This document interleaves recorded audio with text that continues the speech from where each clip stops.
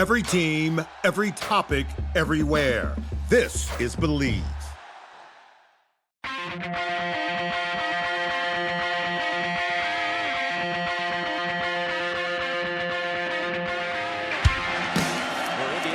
First down at 10 at their own 10-yard line. Tevin Coleman with some running room. Tevin Coleman down the sideline. Coleman, one man to beat. Tevin Coleman's going to go 90 yards, and Indiana takes the lead. Randall L. scrambles, started off the pitch, keeps it himself down the sidelines. He could go. Antoine Randall L. touchdown. Rourke going to the single coverage, end zone. Touchdown! He hits Cooper again. Hey, welcome to episode 251 of the Hoosier Happy Hour. Believe it or not, we have the OGs back together. Let's go. OGs. Yeah, that's Brandon. You guys know that voice. No Seth today. I don't know what his deal was. I can't remember. He couldn't handle talking about another black and gold team.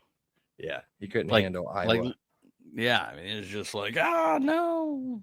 Another I team that talk doesn't. About Iowa. No. They don't even play Purdue this year, which is weird. And isn't he coming off a vacation? He's going to vacation, I think, this weekend. Gotcha. I don't know. I don't remember. I don't know his schedule. Yeah. We don't need no stinking producers. Right. Episode 251, Hoosier Happy Hour. We did that part already. We kind of already hinted on who we're here to talk about. The Big Ten road opener for the Hoosiers, game number 5 at Iowa.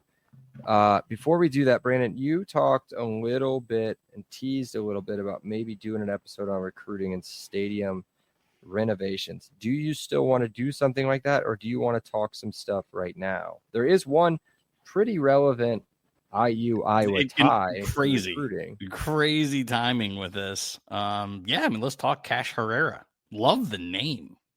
Oh yeah, love the name. On the all-team name for sure. Talk him. I don't know anything about him. Yeah, so he is a 6'3".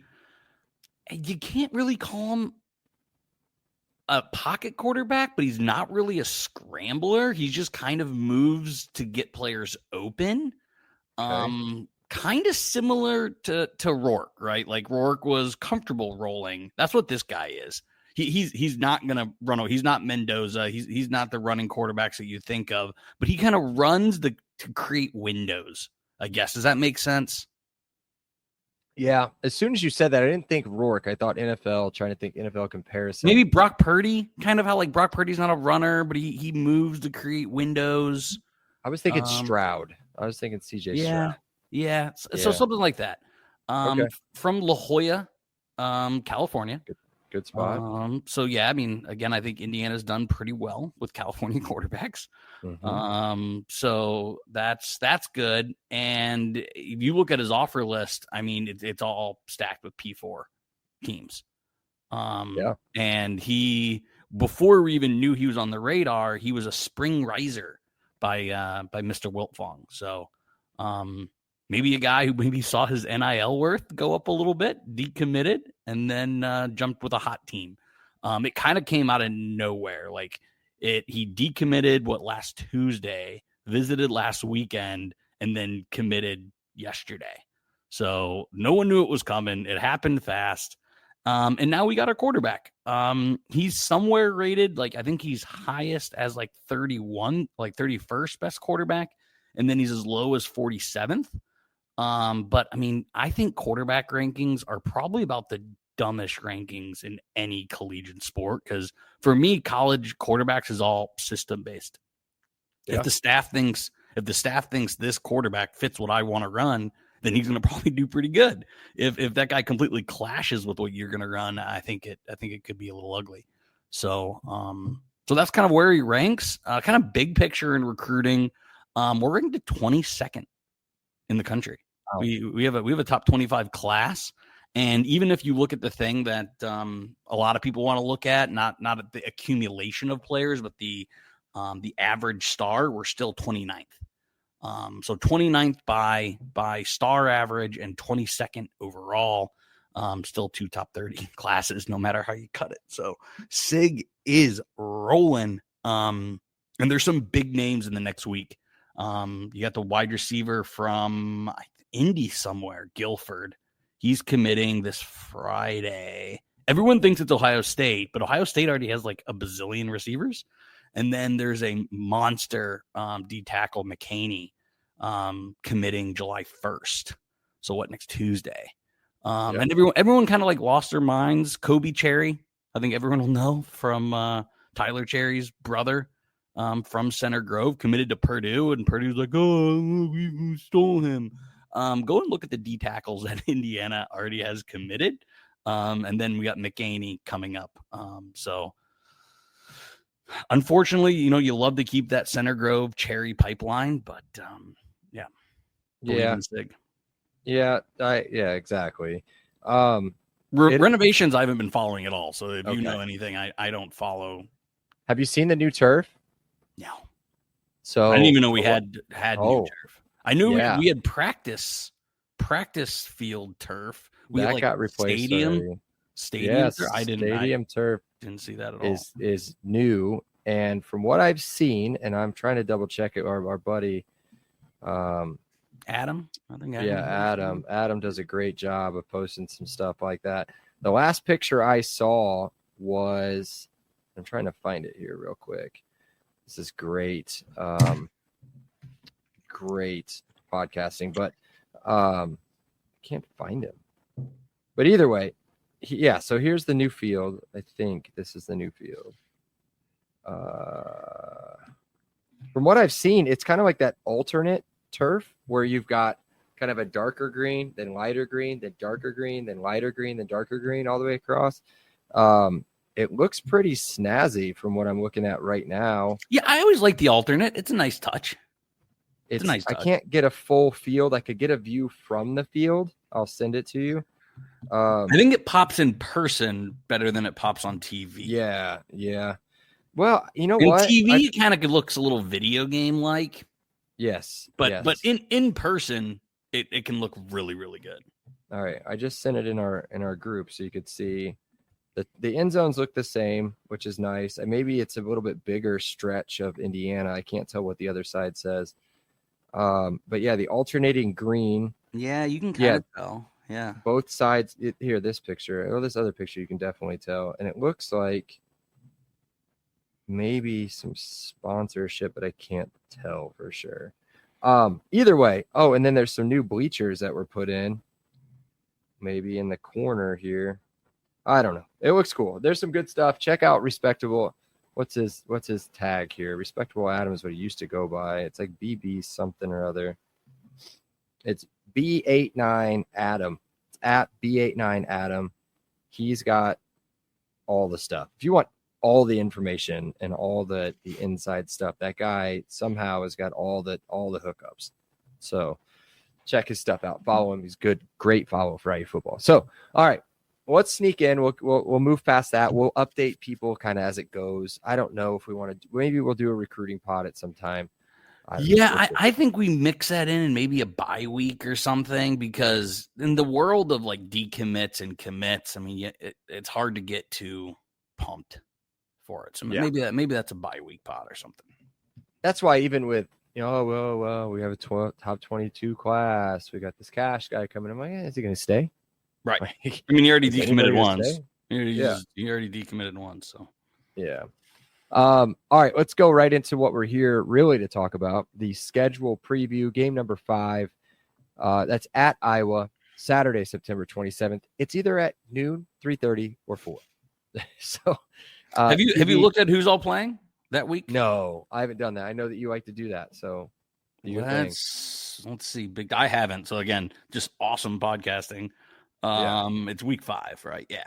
Yes. So the locked in games, that's kind of another week slate. I talked last week about last week's a week slate. So the night games, Oregon, Penn State, that'll be absolutely awesome. Yes. Ohio State, Washington, that's Washington. The earliest that'll be is 4. That's probably another 8:00 game. Yeah. Honestly, that being an NBC game, maybe night game. Yeah. UCLA, Northwestern, that'll be buried on Big Ten Network at noon. Yep. Right. Rutgers, Minnesota has another nooner. Yeah, this honestly could be another big noon, dude. USC, Illinois probably has the 3:30, 4 o'clock CBS written on it. At UCLA? No, Or at Illinois. USC? At Illinois. Coming off. That one could be the big noon. I don't think they'd go IU back. No, because if we're not giving predictions, I think both Indiana and Iowa are undefeated and likely both ranked.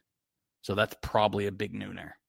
I think that's big nooner with Iowa hosting big noon. You have a lot of faith in this Iowa team, and we'll dive into it here shortly. We'll get into their schedule and all that stuff, fun stuff. But yeah, I don't know, man. I think this may be a 3:30. Maybe we've got 3:30 CBS on it. Maybe. I could see that. All right, let's get into it. Series history. I like typical with all these games. Iowa 46, IU 28, 4 ties overall. Haven't played them for a while, and I'm glad we haven't because the last time we did was a disaster. Yeah, you were there, man. Yeah. IU 6, Iowa 34. It was terrible. Just terrible. Yes, the defense was bad. Penix was bad. But 2 pick sixes? 2 pick sixes? 4 interceptions? At least 1 pick 6 by Riley. Yeah, the Riley Eagle. The not him, the other guy. No. The Bronco. I think it was the Bronco. Whoever plays for the Broncos, that guy. And then the guy that plays for the Colts scored a breakaway touchdown. I can't remember his name. The guy that dropped the ball against Houston 2 years ago. Tyler Good something like that. Yeah. Can't catch a swing pass. Can't catch a swing pass. Cannot. What a terrible call. Current streak, Iowa has won 4 straight, 2014, 15, 18, and 21. IU did beat them in 2012, I think. Played them tough in the majority of those games. Usually traditionally does play them tough. 2018, 2021, not so tough. Largest margin of victory, 62 points. That one goes to Iowa. It happened in 1997. IU 0, and then the rest of it you can figure out on your own. Preseason. Yes, let's do this. Preseason over-under wins. Depending on where you look, I try to cite DraftKings as much as I can.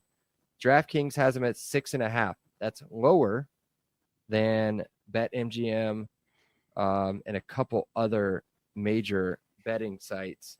Their schedule is hard. Yeah, it's tricky, man. There's some tough. I mean, they play some of the same teams we do, right? Wisconsin, Oregon, Penn State, just some of the tougher ones. But there's some sneaky ones in there. They're 50-50 games. Their 50-50 games are on the road. Like that's. Oh, dude. Yeah. So I read their full preview, the college football news preview, where they do the season prediction at the end. They're like easy wins, 50-50 wins, definite losses. They had 0 definite losses. They only had 2 definite wins, and the rest of them were toss-up games. Giving a home field advantage a little too much credit there. Way too much advantage. So let's go through the schedule. I've highlighted 4 games for sure. I'll tell you at the end. I've highlighted 4 games for sure that they're going to win. I think you guys will figure them out. They start with Albany at home. They go to Iowa State quick. Do they usually play week 2? Yeah. It's about week 2, week 3.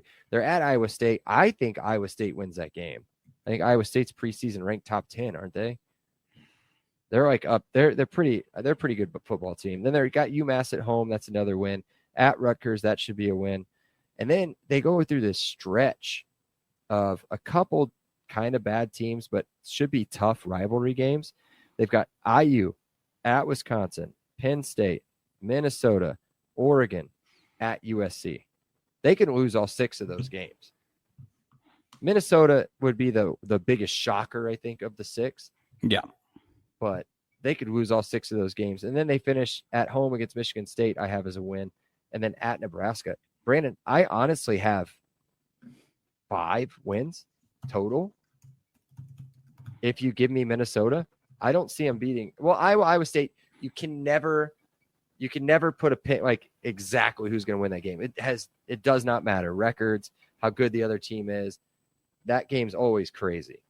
So Iowa State, Rocco Beck is coming back. So yeah, that's a loss. Yeah, Rocco Beck is a stud. He is a stud. His brother played there too, didn't he? Mm-hmm. Yeah. So yeah, they're good. We're good. We think Wisconsin, a tough place to play, no matter how good or bad. It's a rivalry game. Yeah. Penn State at home. They're given. It's wild, dude.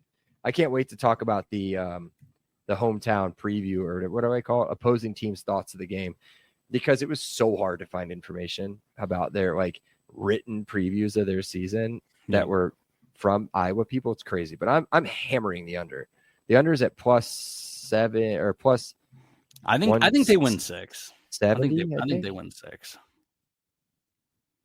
Yeah, I've got 5 for sure-ish wins. I'd put them at 5.5, and I'd feel comfortable. I mean, I think 5.5. I think it's a great line. I don't like the odds. I could talk myself into 7. I can talk myself into 6, but it's right there. I just can't believe it's -170. That's pretty wild. Yeah. Head coach, everybody knows who it is. Kirk Ferentz, 27th season. Crazy. Yeah, we thought he'd be gone, right? Last season, we thought that was it. Record 204 and 124. Do you want to talk offense? Since you're in love with their quarterback. I wouldn't say that. So first, I'll start with their offensive coordinator, Tim Lester. He brought what I will call an Iowa passing attack. It's the most balanced. It's the most passes Iowa has thrown in a decade. The last season, he wants a more of a split. And I actually think they pass more since their skills are really in the wide receiver and tight end positions.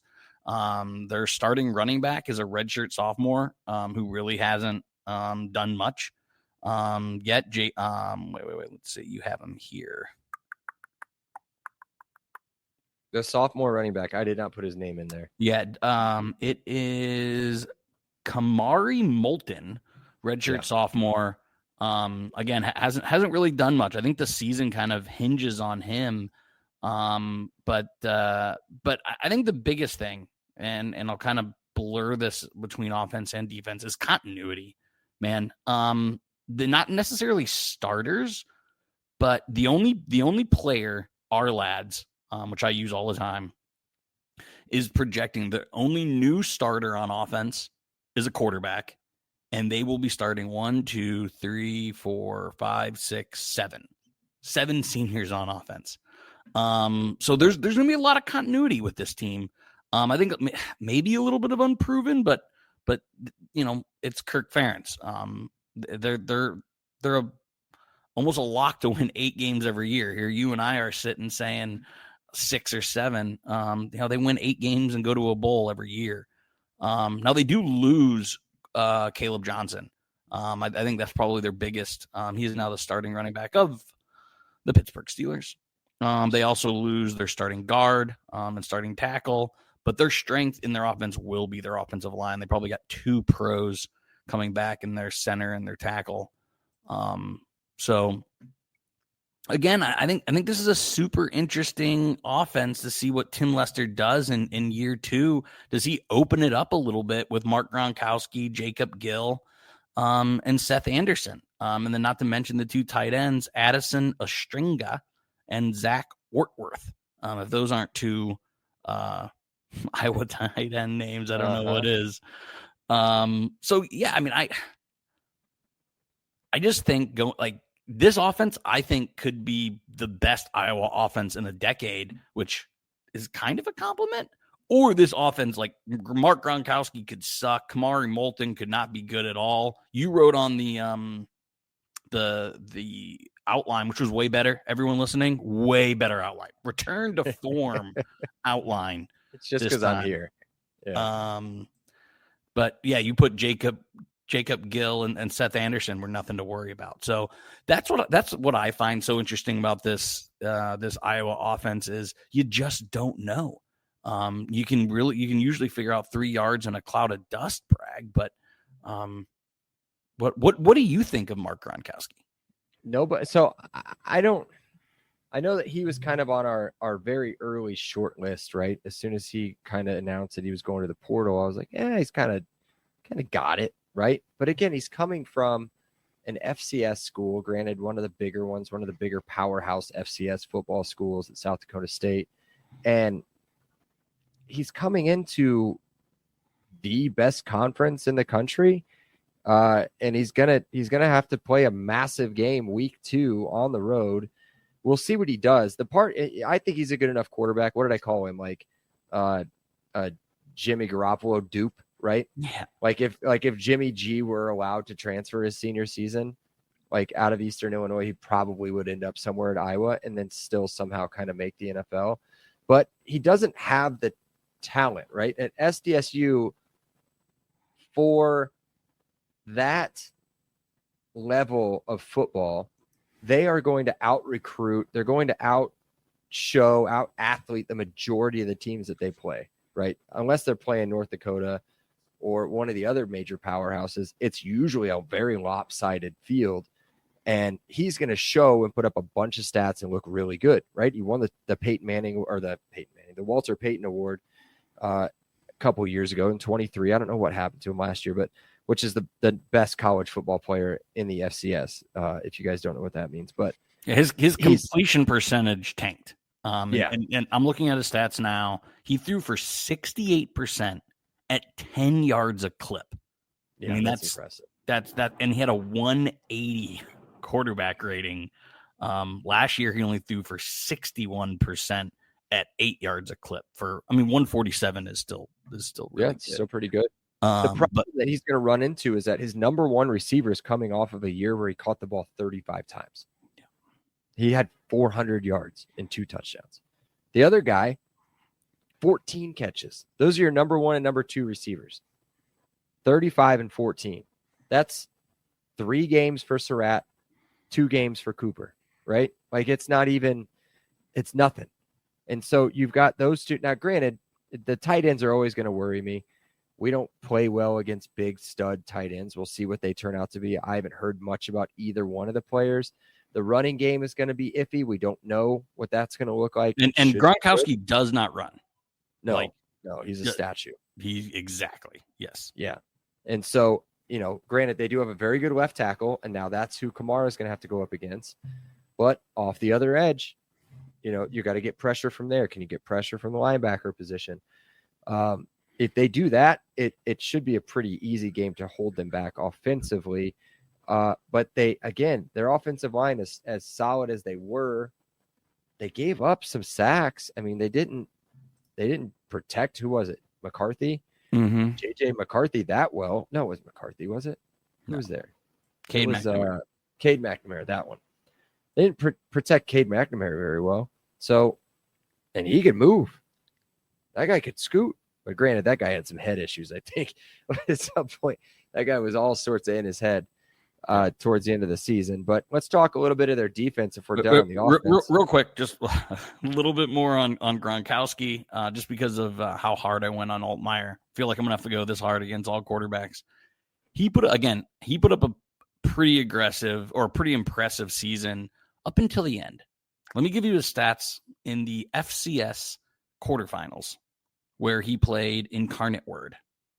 He went 7 for 16 at 44% completion rate.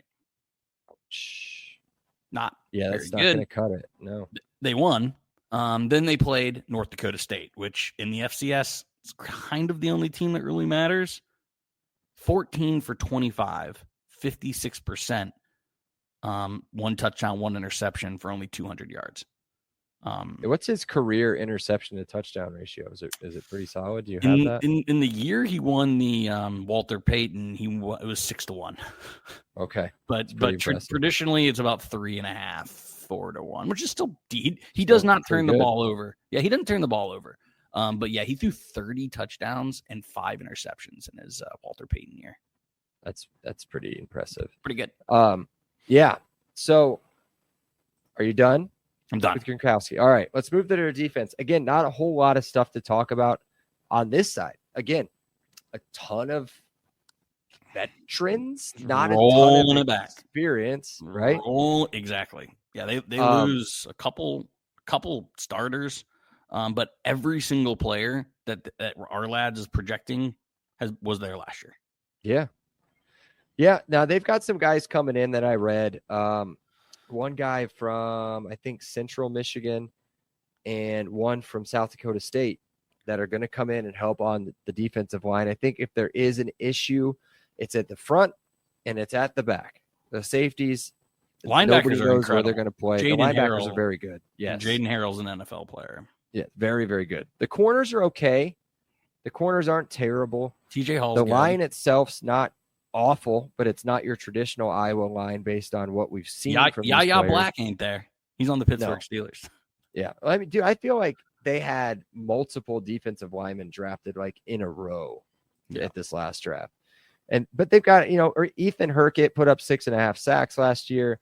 They got a couple other decent players on the line, but not your traditional, like, can't run it anywhere against this guy. Mm-hmm. Can't do that. Can't do this. I think you'll be okay. You're going to get past the line. Getting past those linebackers is going to be a big bust because their safeties are a disaster. I think that's all scheme, and it comes down Yeah. to Shanahan to get those linebackers out of the middle. Like Have crossing routes, have tight ends running routes, clear those linebackers out to create running lanes for your running backs. I think this game is, and we'll get into this way more in week 5. But I think the biggest thing is Mike Shanahan's scheme, because I do think you can scheme against his defense, because this team, I don't like the sum of its parts. I think there's some really good players, but I think the sum of the parts of the defense are question marks. I think it's the same thing with the offense. I mean, we already talked about that, right? Other than, that you should have a veteran that's done it on a different level of football, granted, but has done it, can come in, hopefully take over and kickstart this offense with a good passing game, but he has nobody to throw it to that we know of, right? Maybe this guy's good. Maybe Gill's incredible, just hadn't had the right amount of targets or the right scheme. Same thing for the defense. A lot of talent there, that has been with Iowa, understands the scheme, understands what Ferentz needs, but hasn't really seen the field yet. But they could be the next Riley Moss. That's what it was. Where's Riley Moss at? He's in Denver, right? Maybe we do need a producer. Riley Moss isn't. We do, maybe. But Denver Broncos, number 21. Yes. There he is. That's a nasty secondary they have. Patrick Surtain. Dude, they're ridiculous. They can't keep it. They got one more year of that, and then somebody's going to go. But yeah, that's it. Do you want to talk any more of their defense? You want to wrap up Iowa here real quick, and then we'll talk. Wrap up Iowa. Again, I think it's weird because I feel like they're a little bit of a lame duck coach, but also they're like the model of consistency. Weird team, interesting team. Again, I think other people are going to be a little higher on them than we are.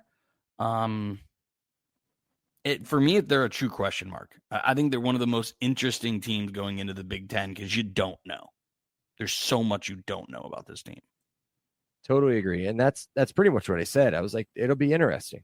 Win-loss total is, they're traditionally an 8-win team. An 8-9 win. If they win and they're at 10 wins. When you went, was it a nooner when you went to the game? I don't remember. I think it was a 3:30. Wasn't a night game. It definitely was not a night game. It might have been a nooner. I don't remember. I tried to erase that one from my mind as much as I could. Basically, what I'm saying is they're at 6.5. That's not a traditional Iowa line. Vegas doesn't know which way it's really going to go. This team last year lost to UCLA and Michigan State. Iowa doesn't lose to UCLA and Michigan State. They got spanked, but they lost those games. That's what put Ferentz on the hot seat. I think he's still on the hot seat. I think they come out lame. I honestly he got destroyed by Michigan State, 32-20. That's embarrassing. The problem he could run into is, Brandon, if they go to Rutgers and lose, it might be over. Good snowball on them. Yeah, that's a good point. Yeah, because after that Rutgers game is where that stretch comes in with Indiana through USC, and it could be a really bad season. It's way too early. I don't know anything about Rutgers. I don't either. People are real down on Rutgers. That's all I really know. Here's the one thing that I found, at least from their opposing site, right? They didn't write it. It was from January. That's how far back I had to go to find something that Iowa wanted to say about this game. Quote, wins at Rutgers and versus Indiana are expected to move Iowa to 4-1. So they're counting. This is their newspaper. Their digital newspaper is counting on them to lose to Iowa State. And they're saying that they won't be surprised by a rivalry upset to Minnesota or Michigan. Or Minnesota or Wisconsin. They're also saying that's what happened last year to Michigan State. That's not a rivalry game, guys. You just got beat by Aiden Chili's baby back ribs, right? That's ridiculous. They're saying they're going 5-2 heading into the the Penn State game. No chance. Good luck. No chance. I gave that one 8 out of 10 poops. That's bad. That's very biased. Last year was last week was 10 out of 10. Last week was embarrassing. But yeah, so that's it. Let's take a minute, unless you got any more Iowa stuff. If you don't, I'm going to go talk about Garrett, and then we'll be right back with hopefully some randos, and then we'll get out of here. Mm-hmm. This episode is brought to you by your go-to expert in the Indiana real estate market. Whether you're looking to buy, sell, or invest in a home right here in the heart of the Hoosier country, Garrett Lawton with True Blood Real Estate is the agent that you need. He's not just a real estate agent, he's a Hoosier fan just like you. And Garrett knows Indiana inside and out, from Bloomington to Indianapolis and everywhere in between. Plus, his personalized service makes the buying and selling process smooth and stress-free. So if you're ready to make a move, give Garrett a call at 317-410-8851 or visit his website at lawton-realty.com. Okay, we're back. That is too much Iowa talk for a Tuesday. I only have one Iowa rando, and then I got questions about you, man. We haven't talked in a long time. Let's do it. How in your face, because Rob Gronkowski is on Fox, right? That's the channel he works for. I think so. Yeah. The Big Ten is covered by Fox. How in your face is Gronkowski going to be about his brother? How often are they going to make him talk about his brother? Is it just going to be the Gronkowski sideshow for at least the first few weeks of the season? Is this his brother?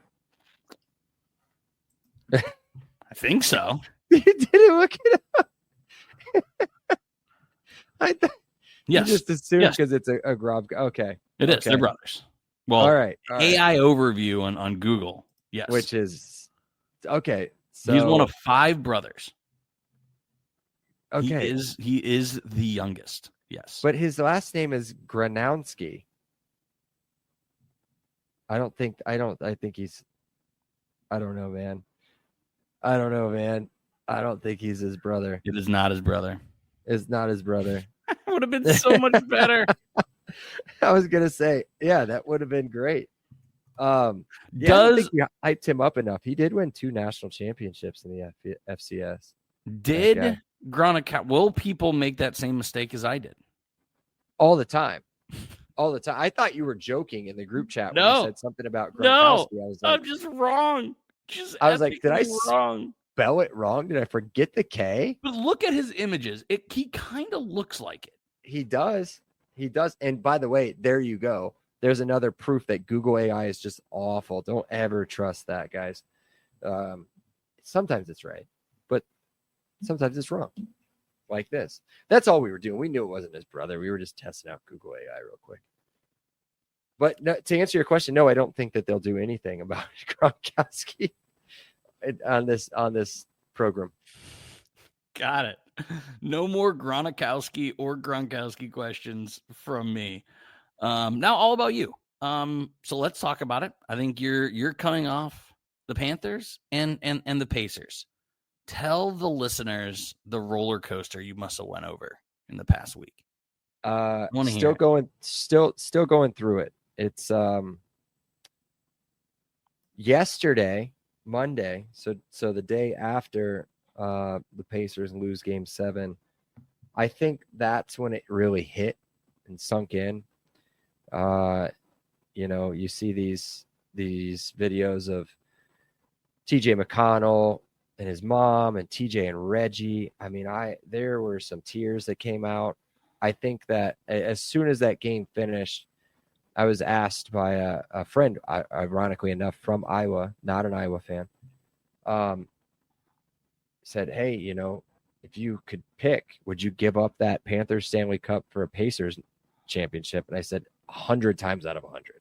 Yes. Like, Panthers just won the Stanley Cup last year, back-to-back now, which is great.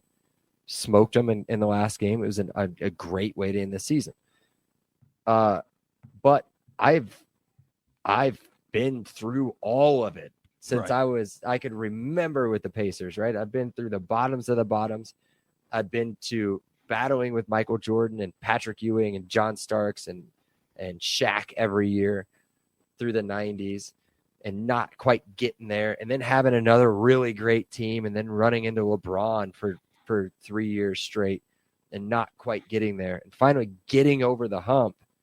And to see the way he went down while playing incredible at that moment.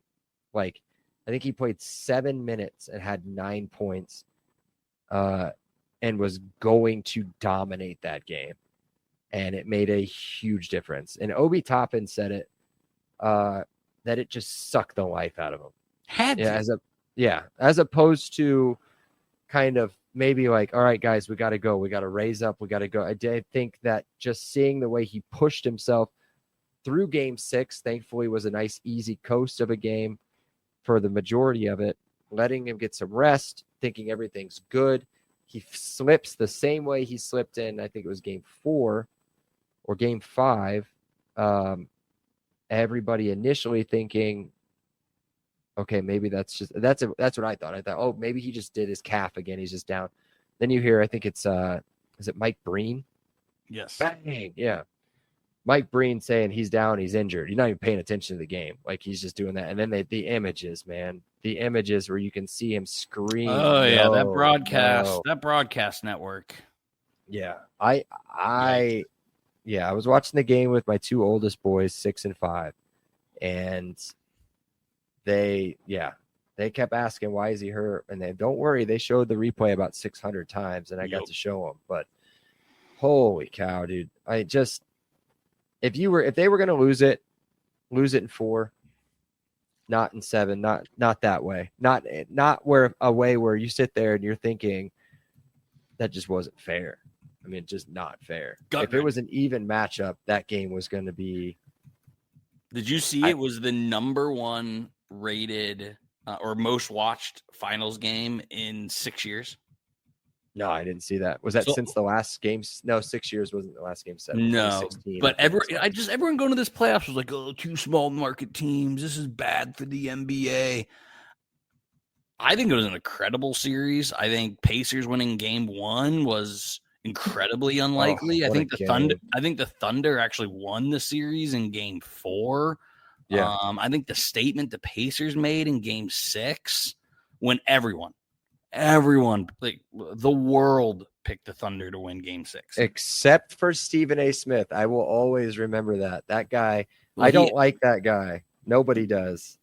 But holy cow, he made sure everybody knew that he took the Pacers and nobody else did.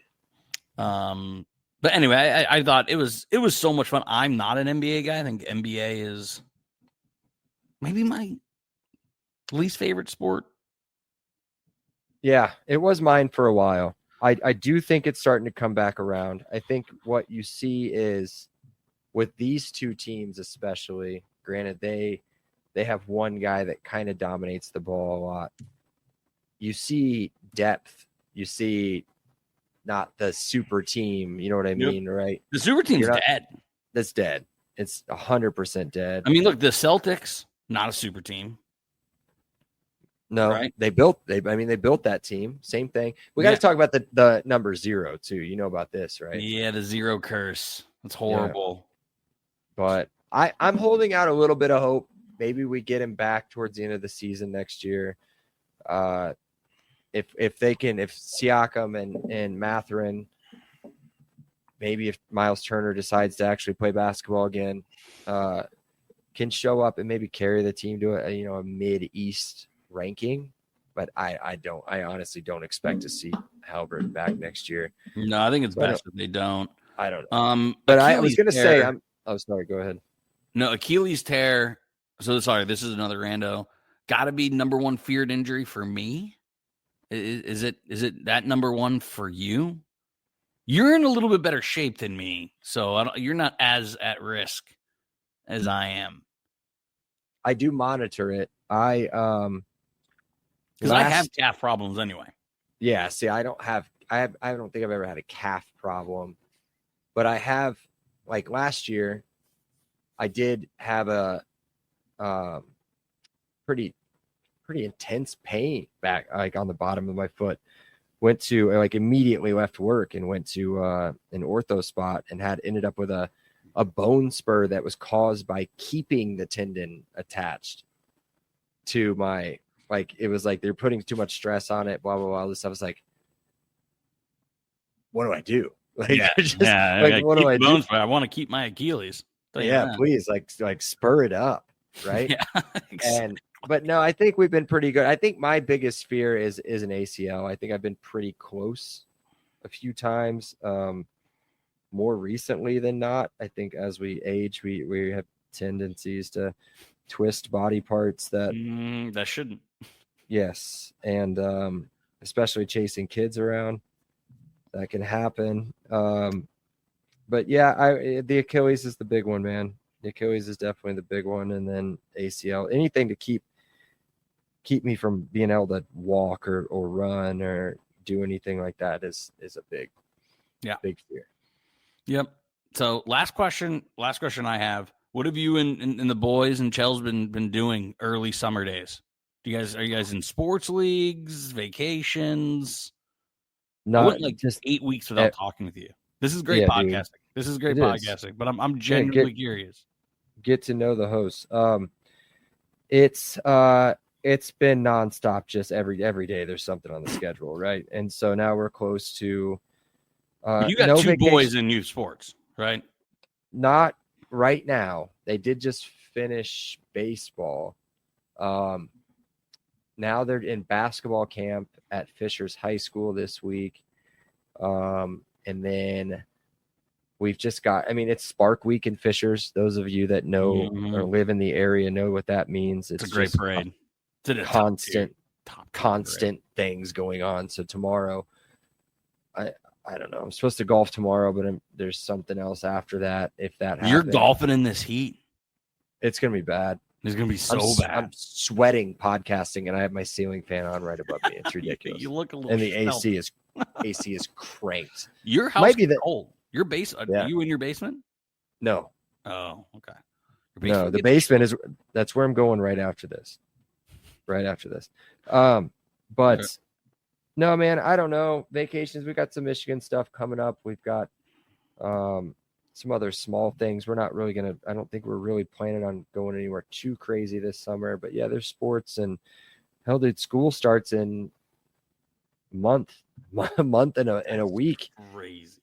Which is wild. So it's nonstop. Then I'll have a kindergartner and a first grader at that point. So it'll be wild, man. It's just every day is an absolute adventure in this house, though. So nonstop craziness. Alrighty, man. Well, that's all I got. We're under 45 minutes. Yeah, I think it's ultimately just because what do we talk about Iowa? It's question mark, all of the question marks. Gronowski. Yes, Gronowski. No K. Gronk's brother from a different family with a different last name. That had to be in 251 episodes, maybe my worst. No. Was it when we previewed the team last year and I just said Western Illinois, the Colonials? Yeah. Was it? Or was it the It was it the was either Colonels. It was the the Colonels, Colonels. and I called them the Colonials because reading comprehension. That one was pretty bad. That was pretty bad. You've had some bad moments. We've all had some bad moments. I just about started crying again talking about the Pacers, so that was a pretty bad one. So 251 episodes. You're going to say some things. yeah, it'll happen. It'll happen, and there's many more to come, unfortunately. And well, unfortunately for you guys, fortunately for us. But Who do we got next week? I don't know, dude. I gotta look it up every week. Oregon. Okay, that'll be a fun one. Sheesh. I did want to talk about this. I forgot to get this in with the Pacers Panthers talk. Sorry. I am happy now that it's over. This is yesterday was the first day in what seemed like a really long time that there wasn't a game on. I did get the occasional 1 day break in these finals, but no, it was. They played on an alternating schedule, which was a blessing and an absolute curse at the same time. Now you have a setup for multiple viewings. You want them on the same night. Now they're never going to do that. No. But then I got to pick who gets audio. But either way, what I'm saying is I'm excited now to be able to start diving in and spending more time on the football program and getting into these recruits and figuring out exactly what's going on and get back on your level as far as that goes, because your team suck and it doesn't matter what was going on. So, but yeah. Other than Aaron Rodgers, so they don't really have it. The way he would say it is that like they don't really have Aaron Rodgers. Like Aaron Rodgers nobody actually owns Aaron Rodgers. Aaron Rodgers is just like a spirit. He's an idea. Aaron Rodgers is an idea.